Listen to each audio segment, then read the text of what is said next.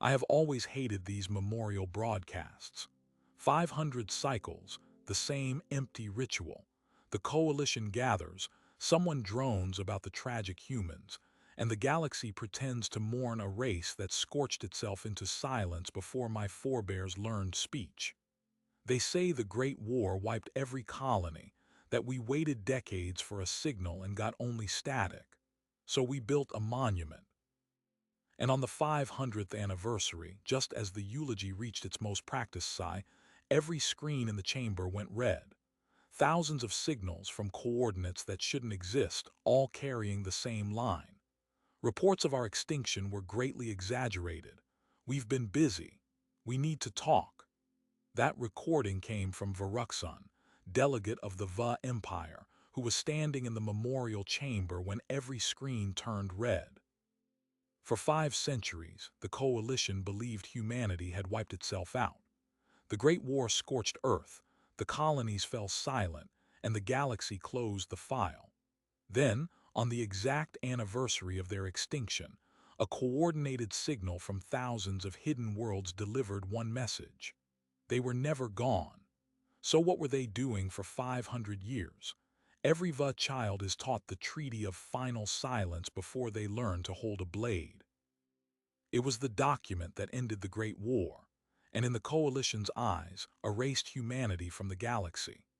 The war itself had been brief by our standards, barely 22 cycles, but its ferocity was unmatched. When Earth's last fleet detonated above Luna and the orbital firestorm swept the Humwald, the Coalition believed they had achieved a total, irreversible victory. They counted 12 billion human dead, watched the known colonies wink out one by one, and then they waited. 50 years of deep space sweeps, probe nets, and listening posts turned up nothing. Not a whisper, not a heartbeat.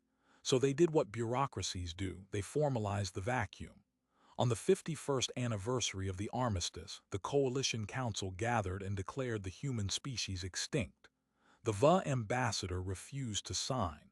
He stood alone in that chamber and told them that no true Duthwold race ever simply vanishes. They laughed. We were outvoted and the memorials began. I have attended 43 of them, each one identical, synthetic flowers laid at the foot of a granite obelisk, a rotating roster of tearful speeches from species that never exchanged a single diplomatic cable with Earth. The tradition fossilized into the galaxy's favorite morality play. The tragedy of the children who burned too hot, the cautionary tale of what happens when violence is allowed to evolve unchained. What nobody ever asked, of course, was whether the play had a hidden second act. The Va Empire never stopped listening. Over the centuries, our long-range arrays recorded anomalies, subspace echoes in abandoned sectors, faint energy blooms that didn't match natural decay, occasional data ghosts that vanished before a fix could be confirmed. Each report we brought to the council was dismissed as wishful thinking or paranoia. We learned to stay quiet and watch. The quincentenary memorial was supposed to be the grandest yet. Every known species tuned in live, a galaxy-wide moment of shared grief. My father, Emperor Va, considered the whole spectacle insufferable theater, but a refusal to attend would have stirred political trouble he didn't need. So he sent me, the fourth son, the one with no throne to claim, to sit in the eternal hall and pretend to mourn a race I'd studied more than most. I was rehearsing my blank expression when the screens turned red. Thousands of signals perfectly synchronized from star systems that weren't supposed to contain anything but dust. A single sentence, you already know what it said. What happened next, most delegates missed because panic swallowed the chamber. They saw an attack. I saw a map. The signal origin points weren't random. They formed a lattice, a three-dimensional web of habitable worlds that stretched clear into the unexplored spiral arms. A civilization. Hidden not in one bunker or one fleet, but in plain sight, scattered so widely that the coalition had looked straight through it for half a millennium. Then the second data packet hit. It contained a date, the exact date of the memorial, predicted 500 years earlier, and a set of coordinates. The destination was not some distant human fortress. It was the moon we were standing on. They had known we would be here, exactly on this day. They had timed their return not for surprise, but for an audience. This was not a distress call. It was an invitation. And before we could accept or refuse, the door they'd left us for 5 centuries unlocked itself. The door was inside the obelisk. Every delegate in that chamber had walked past it for 500 years, lit candles at its base, carved names of the dead into its polished granite face. Not one of them had ever suspected that the entire monument was a shell. A seam split the stone without sound, revealing a descending staircase lit by a cold blue glow. The panic that had gripped the hall a moment earlier curdled into something worse, the dawning horror of a joke you finally realize you were never in on. I was the first to move. Not out of courage. I am a fourth son, and fourth sons inherit only the risks their elder siblings consider beneath them. I descended 300 steps, and at the bottom I found a room that shouldn't have existed. A single circular chamber, walls lined with black glass, and at its center a star map. Not the static holograms of Coalition archives. This was a live feed, updated in real time, tracking every human colony, every ship, every relay station across an empire that dwarfed the entire republic. And standing beside it, as if she had been waiting for me specifically, was a human woman in a dark uniform. Her hair was gray at the temples, her posture military. She smiled, the kind of smile a predator offers when it already knows how the chase ends. "Delegate Varukson," she said, and her voice came through without a translator.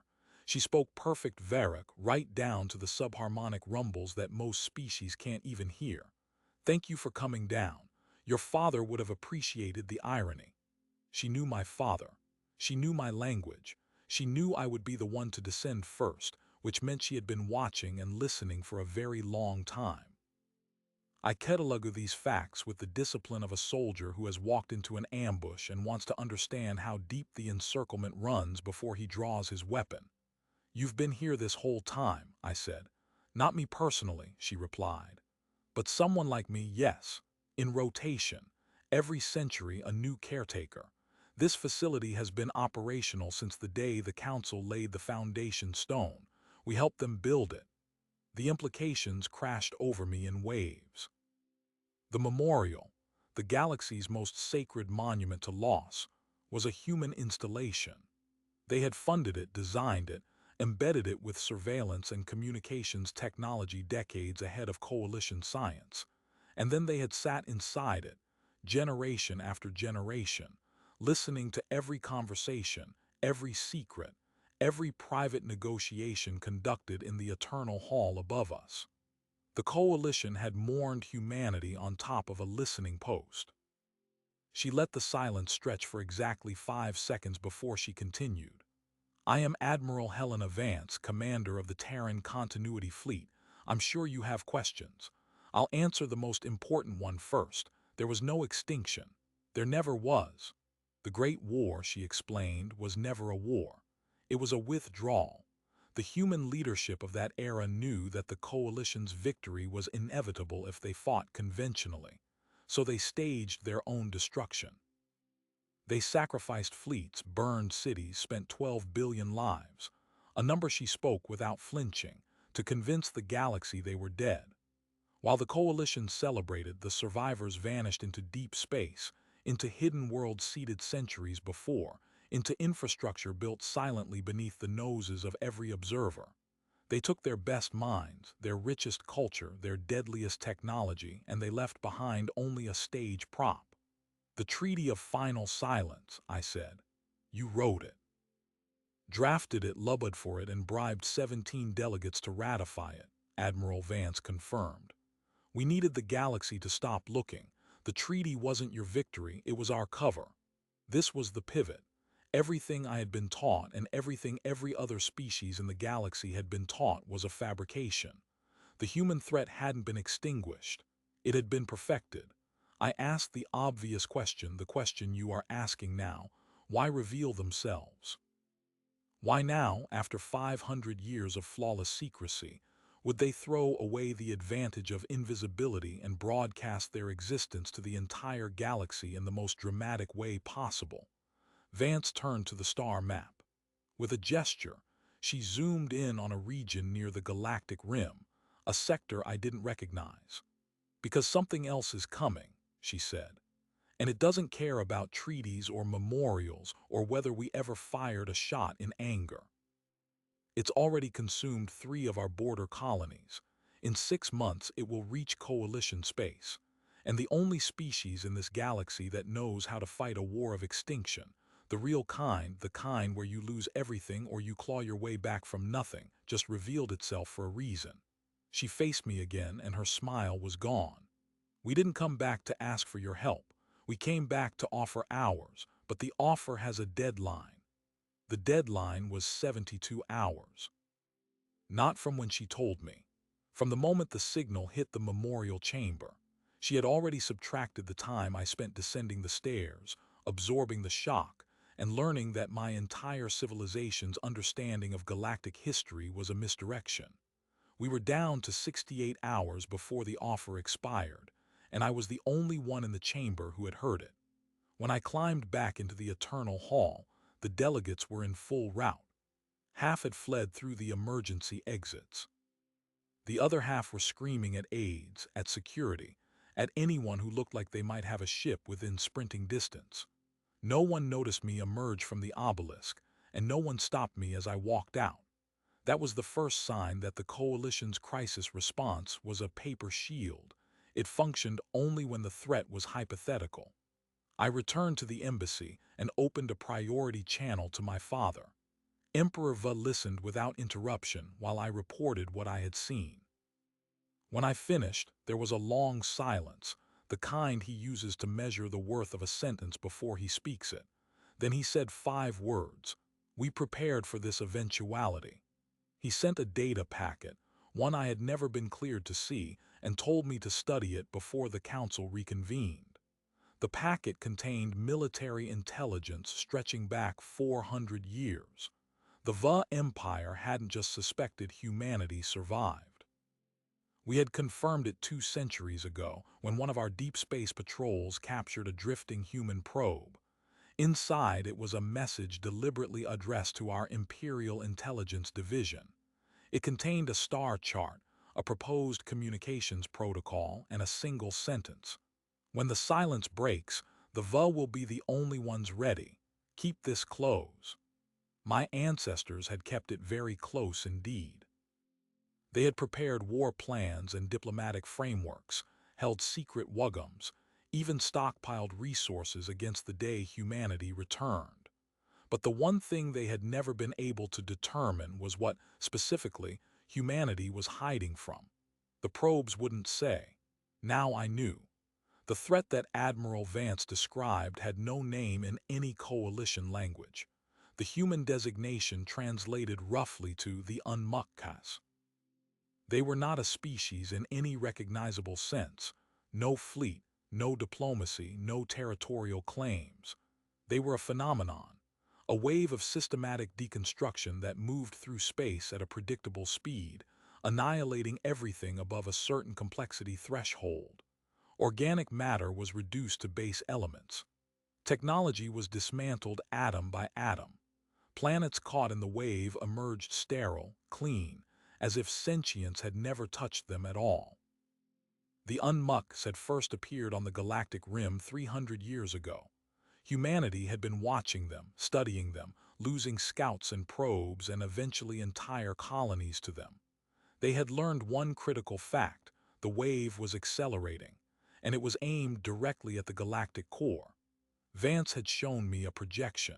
In 6 months, the Unmukkas would reach the outermost coalition systems. In 18 months, they would hit the Vahumwald. 3 years, the wave would pass through the entire Republic, and when it was over, there would be nothing left but clean, silent rocks orbiting forgetful stars. The only variable in the model was whether anyone fought back. That was where humanity's long game became clear.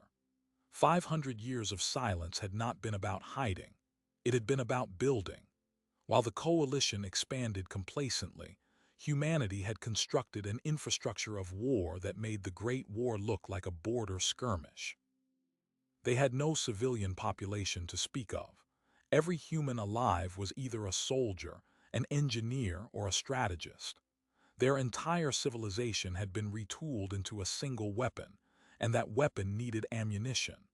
Specifically, it needed the combined industrial output of every coalition world to produce enough counterwave technology to have a chance.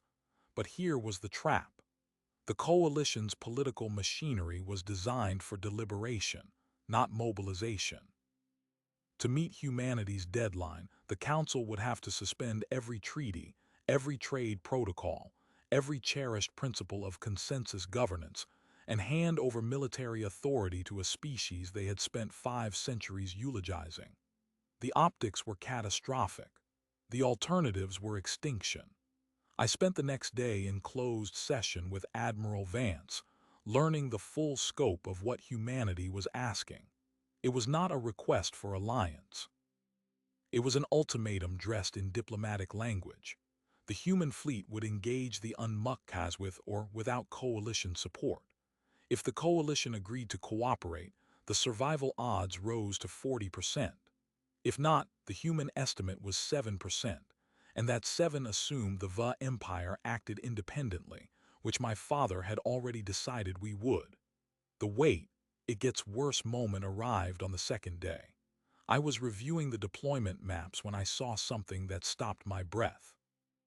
The 3 human border colonies that Vance had mentioned as consumed were not empty outposts. One of them had a population of 90 million.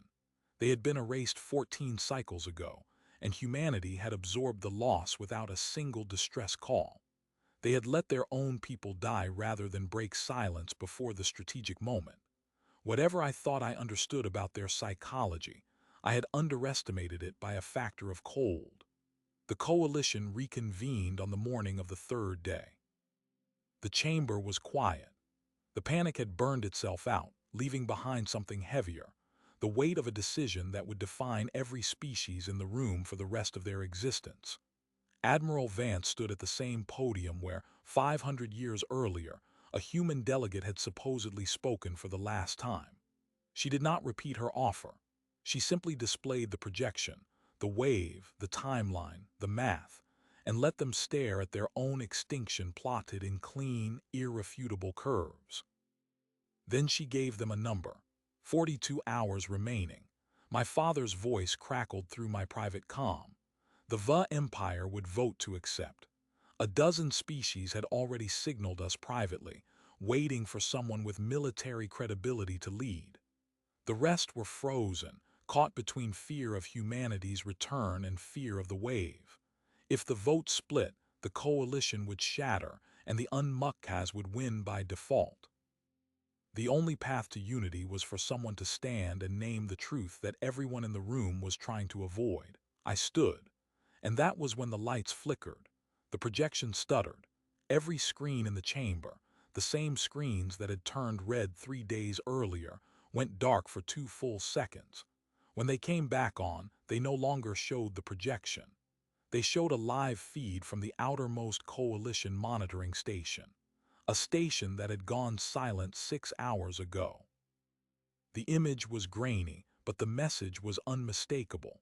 The UNMUCCAs had arrived early. The UNMUCCAs had arrived early, and the chamber fell into the kind of silence that precedes a scream. The feed from Outpost Cull was chaotic, clouds of debris where a station had been, the background stars flickering as if something vast and invisible was digesting the light itself. The wave wasn't supposed to cross the perimeter for another 6 months. Admiral Vance froze the projection and turned to face the council. Her expression was unreadable, but I had spent enough time in her company to recognize the microtension around her eyes. She was recalculating, and she was not going to give the delegates the comfort of waiting. 42 hours was generous, she said. You now have 90 minutes. After that, the human fleet engages with or without you. I suggest you use the time to vote. She stepped away from the podium and walked to the edge of the chamber, arms crossed, radiating the absolute certainty of someone who had already fought this war in simulation 10,000 times and knew exactly how the next sentence would end. The delegates erupted. Speeches, accusations, pleas for more data. The coalition's immune system was rejecting reality. But something had changed. The feeds from the outer systems continued to degrade, one monitoring station after another winking out in a slow, deliberate rhythm. The Unmukkas were not attacking, they were advancing, and they were not slowing down for debate. Emperor Va addressed the chamber through my comm implant, his voice calm but edged with the authority he had spent 6 decades earning. The Va Empire votes to accept. My fleets are already en route. I suggest the rest of you stop talking and start surviving. One by one, the other delegates fell into line, not because they were brave, but because the alternative had become visible. When the final tally appeared, the vote was unanimous. The coalition had just handed military command to a species it had pretended was extinct for 5 centuries. The irony was so thick I could taste it. Vance wasted no time. The obelisk, now fully revealed as a command nexus, unfolded into a full operations center. Holographic displays lit up with the disposition of human forces, fleets emerging from dead systems, automated shipyards spinning to life, the hidden lattice of infrastructure that had been laid underneath the galaxy's floorboards activating all at once. The human fleet was not large in number, barely 2,000 vessels, but each one was a marvel of engineering that made coalition dreadnoughts look like cargo haulers, and they were already moving. The plan was not to attack the Unmukkas directly. Humanity had learned, through centuries of agonizing losses, that the wave could not be fought with kinetic force. It was a pattern, an algorithmic extrusion of some deeper physics that treated complexity as an error to be corrected. The only thing that disrupted it was a counter-pattern, a harmonic broadcast tuned to the specific resonance of the Unmukkas deconstruction field. Generating that broadcast required a galaxy-spanning array of emitters, precisely synchronized. The memorial network. Every listening post, every hidden colony, every obelisk across 1,000 species worlds. The humans had not just been hiding. They had been installing the infrastructure for a weapon that required the entire galaxy to work. The realization swept through the council like a secondary shockwave. Every ceremony, every tier, every sanctimonious speech had been unknowingly funding and maintaining the firing pins of humanity's long gun. They had buried their salvation in plain sight and let us believe it was a gravestone. With 88 minutes remaining, the emitter array began its activation sequence. The human fleet took position along the wave front, not to engage, but to buy time, sending out sacrificial drone swarms that would disrupt the Unmukkas' coherence long enough for the full broadcast to cycle up. I watched the tactical display as the first wave of drones crossed the boundary. They didn't explode. They simply unraveled, their molecular structures dissolving into soft clouds of atoms that drifted for a moment before dispersing entirely. The Unmukkas did not pause. 60 minutes, Vance said. Her voice was still calm, but I could hear the strain. The timetable was crumbling. The array needed 90 minutes to reach full coherence, and the Unmukkas were accelerating faster than any projection had allowed for. If the fleet couldn't hold, the broadcast would fire incomplete, enough to slow the wave, perhaps, but not to stop it. The survivors would have a generation at most before the next pass. Then my father's fleet arrived. 3,000 VA warships dropped out of fold space and immediately moved to reinforce the human line. Every one of them was broadcasting a raw, unshielded signal, a VA war anthem, the same one we had played at the dawn of every major campaign for 2,000 years. It had no military function. It was a cultural statement. We were not going to let humanity stand alone. The broadcast triggered something unexpected. Other species followed. The Juth synced their communication arrays, the Dra committed their defense platforms. A dozen more poured their energy grids into the emitter network. The memorials across the galaxy began to resonate with a harmonic I could feel in my bones, a countersong to the silence of the Unmukkas, composed across 5 centuries and now played for the first time. At 30 minutes, the human fleet began to withdraw, its drone screen spent. The Unmukkas had cut through the outer defenses like a blade through water. The wave was now visible on every screen, a distortion in spacetime itself, and it would reach the inner array in 18 minutes. The broadcast was still cycling up. The math said we were going to miss the intercept by 2 minutes. That was when Admiral Vance gave the order I had never seen in any war plan. Activate the tertiary layer. The tertiary layer was not a weapon. It was a falsuff buried in the deepest human archives, a contingency for the contingency that failed. The obelisk itself was the final emitter. But it could also function as a resonator amplifier, concentrating all the array's broadcast power into a single, devastating pulse that would fire instantly at the cost of the emitter itself, and everyone inside it. She did not ask for volunteers. The entire human command staff simply stood and continued their work. I saw no hesitation, no fear. They had spent 500 years preparing for this moment, and they were going to meet it with the same calm they had used to write their own obituary. "Delegate Varuxun," Vance said, without looking up from her console, "if you survive, tell your father something for me. Humanity never considered itself separate from the galaxy. We just had a longer planning horizon."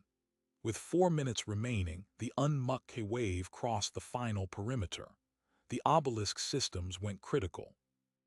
The broadcast began to build, a sound I cannot describe, a frequency that seemed to turn the air into light and the light into something older than matter.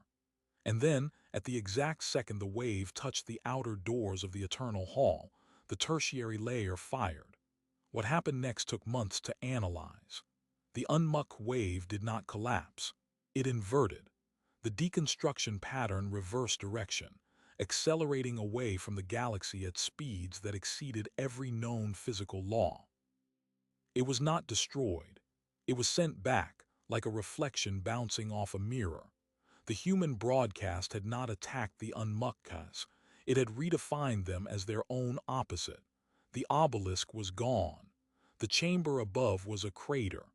The human command staff had vanished with it, their bodies converted into the last half-second of transmission that had made the difference. Admiral Vance's final signal was logged by a HFY probe 6 months later, still echoing along the edge of the galactic spiral. A single line of text, repeated in 93 languages until the signal exhausted itself. "Reports of our death have been greatly exaggerated. We've been busy. We needed to talk.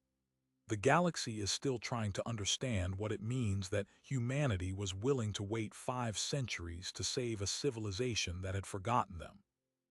But the final surprising detail, the one that keeps me awake at night, is this. In the debris of the obelisk, recovery teams found a sealed vault. Inside were cryogenic cradles, each one holding a human child, perfectly preserved and dated to the year the memorial was built. Alongside them was a note in Admiral Vance's handwriting. It said, "In case we needed more time." Humanity did not just plan to win. They planned to outlast defeat. And if the Unmuck has ever returned, we now know that the silence will break again. I returned to my father's court with a recording of everything. He listened to it twice in silence, then retired to his war room for 3 days. When he emerged, he issued a single decree. The HFY Empire would establish a permanent fellowship with the human remnant, to be written into our constitution so that no future emperor could sever it. The long horizon, he said, was not a strategy we had been taught. We would learn it now. The rest of the coalition has begun its own reckoning. Historians are reexamining every accidental discovery, every conveniently timed treaty, every technological leap that seemed to come from nowhere. None of it was accident. We were living inside a human architecture the entire time, and we are only now learning to read the blueprint. The children found in the vault are being raised, not as soldiers but as students, of diplomacy, of engineering, of the arts humanity perfected in exile. They are the next era's ambassadors, and they are already smarter than us. The question that lingers is not how humanity survived, or even what they sacrificed. It is what else they prepared for that we haven't yet seen. They planned for a war 5 centuries in the future, and won it by hiding a weapon in a graveyard. What do you plan for when you think in plana, not years? We are going to find out whether we are ready or not.